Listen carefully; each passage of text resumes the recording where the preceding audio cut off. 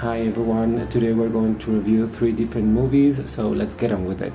The first movie is called Koda. It's directed by a woman called Sheehan Heather. She's Irish, so I have no idea if I'm pronouncing her name right. This movie is available on Apple TV Plus if you want to check it out, and it's about a family. The daughter can hear, she's able to hear normally, but her parents and her sibling cannot. So it's a very difficult life for her. She's in her last year of college and she wants to become a singer basically. She starts receiving classes from her school's music teacher, and her music teacher is Eugenio Derbez, and Eugenio Derbez wants her to be the best singer she can, so he's helping her with lessons in order to get into college. But it's really hard because her family doesn't really understand why she's into music, and it's really captivating to see how they portray that. I mean, there's a scene in which she's giving a presentation basically in her school, and they do get that she loves the music because they watch her being happy, like smiling and such, but they can hear the music, so they cannot understand why it's so appealing to her, that world of music. Although I have to say that this movie is a remake from a French film, and actually the idea of a family having one child that has dreams and the rest of the family cannot understand them, I mean, this is a trope in Hollywood, so it's not really that much of a new thing. I mean, this movie is not breaking any ground. It's a very usual movie, to be honest. It's not to say that it's bad or something. I mean, the movie is pretty good. Emilia Jones, who portrays the girl of the movie, is actually a very good actress and has a really great voice. Eugenio Derbez does a great job as her teacher, and Troy Kutzer does also a great job as her dad, and Marlee Matlin as her, mother. But the movie itself is not really that surprising. It doesn't really have twists that you cannot see or something. I mean, I like the frame of the story, that her family is a fishing family and that her parents are very free, and you can imagine that they were like hippies at some point or something, and that's interesting. But the rest of the movie is, as usual. She has her run-ins with schoolmates, and she has a boy she likes, and there are things that are so typical in this movie, so those things I didn't really appreciate. The only thing that I really think is great is how they portray the deaf world, if you want, and their interaction with music and with sound and with people that can hear, and that's a really interesting conversation to have. But beyond that, I'm not really thrilled, especially with this movie. I know that Troy Kutzer has won the Golden Globe for this performance. No, he was nominated, sorry, but he has also been nominated for the SAG, and he has been nominated and has won several awards, but I don't see his performance as being that special. I mean, it's good, but it's not like groundbreaking.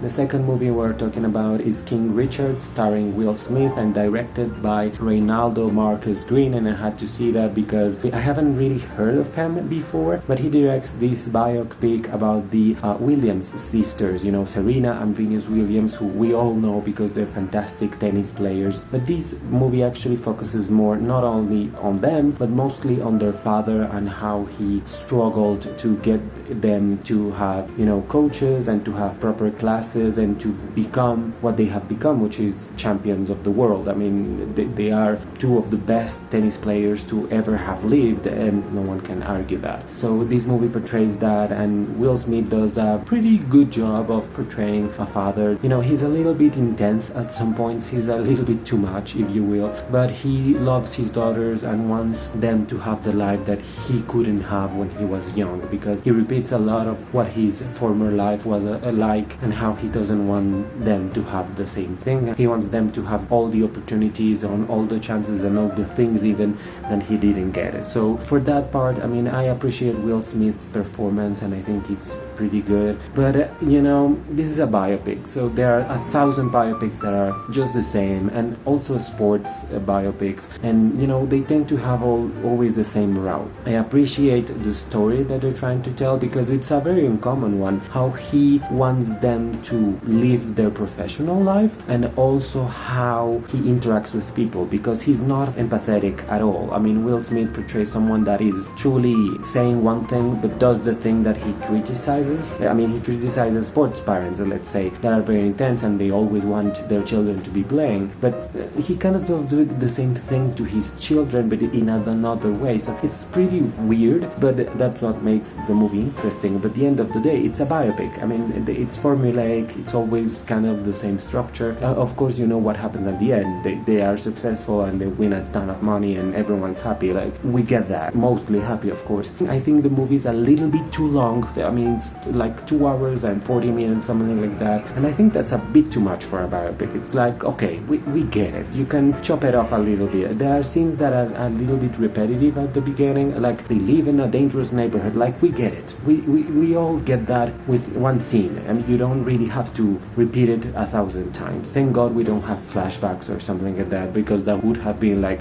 dreadful, to be honest. That's something that they also do a lot. Definitely Will Smith should be nominated for an Academy Award. He has a great performance, but I mean, he's a bit annoying. He's a little bit much sometimes, and I do think that Will Smith tries a little bit too hard in some scenes. Like, he gives 150% and it's not necessary to give 150%. So I mean, I love him in some scenes, and in some scenes I'm like, okay, tone it down, because you cannot be at 200% every time. And I don't know about a win, but he won the Golden Globe, so who knows. He's the face of the movie. I mean, the girls are great, of course, but don't really see as much of them as we see of him. His wife, you know, the mother of the William girls, she does a pretty good job. She should be nominated for Best Supporting Actress, because she really gives that twist of the mom performance. The movie is nicely shot. It has nice things, but it's a biopic. I mean, I'm not floored by the movie, but it's an interesting take on a sports story. And the third movie we're going to talk about is Don't Look Up by Adam Mckay, who has done many mockumentaries. Basically, it's movies that tell a story about something that actually happened, but they explain to us how it happened and why it happened and who it happened to, and it's very interesting. This is the first time that Adam Mckay actually does, that I know of, that Adam Mckay does a movie based on something that hasn't happened. I mean, the movie is about climate change and how climate change people are not being heard, but it extrapolates it to an asteroid about to hit the earth and nobody believing in the scientists that discovered this horrible thing. And of course, at the end, everyone dies. I mean, that's not even a spoiler, that's obvious. Like King Richard, this movie is a little bit too long, but I do see how it would be difficult to chop it down, to be honest. So I'm not really as mad here. The performances by Leonardo DiCaprio, Jennifer Lawrence, Meryl Streep, Jonah Hill, Mark Rylance, Kate Blanchett, they are all fantastic. I mean, it's an amazing cast. However, I do see how Leonardo DiCaprio sometimes feels a little bit miscast. I would have felt more interested in someone else portraying that role. Maybe someone like a Mark Ruffalo, maybe someone like Joaquin Phoenix, maybe someone like that. Because you know of Leonardo DiCaprio being such a different kind of actor. This character doesn't really match him. It's a little bit of a mismatch, but he does a good job. I mean, I wouldn't nominate him for anything, but he does a good job. Jennifer Lawrence, I think, is the best performance in this movie. I think she's subtle when she needs to be, she's exaggerated when she needs to be, and I really appreciate that she took a time off Hollywood in order to, you know, do some other things, refresh herself, her image, and just come back, and she's better than ever. I really appreciate Jennifer Lawrence, and I think she's a fantastic actress. I think the other ones are really more of a comedic role, in the sense that they are just there to have fun. So it's not like they're good or bad, they just really fun. The screenplay of the movie is amazing. It really repeats itself a lot along the movie. At one point you're like, okay, I know, I got it. Like, you don't really have to repeat the same message 300 times. Like, we get it. I mean, for example, Mark Rylance, who many people are like, oh my god, he's the best. I think it's a little bit too cartoonish, to be honest. And it needed to be cartoonish, but I kind of hate that. I really like the screenplay here. I think it should be nominated for screenplay, and I think it should win the SAG award for best best cast because it's amazing, and I think everyone should watch this movie, but because it's kind of polarizing in itself, because it talks about a polarizing theme, so it's kind of great for that. And you can watch it on Netflix, which is, everyone has Netflix, so it's really easy. So yeah, this is my review for these 3 movies, and I hope you watch them all, and let me know whatever you think about what I said in the comments down below. And of course, like this video, share it on social media, and of course also subscribe to my channel. Thank you so much. Goodbye.